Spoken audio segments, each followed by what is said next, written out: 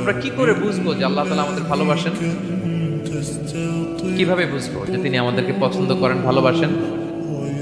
এটা বোঝার কিছু সিস্টেম আছে। এক নম্বর সিস্টেম হচ্ছে আপনি জাস্ট দেখুন যে আপনি নিজেকে কোন কাজে ব্যস্ত রেখেছেন। আপনি আপনাকে কোন কাজে ব্যস্ত রেখেছেন, আপনার লাইফস্টাইলের দিকে তাকান, লুক অ্যাট ইউর লাইফস্টাইল, আপনি নিজেই বুঝে যাবেন।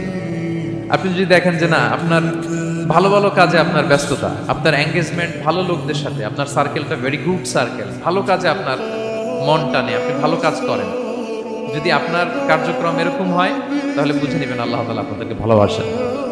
আলহামদুলিল্লাহ।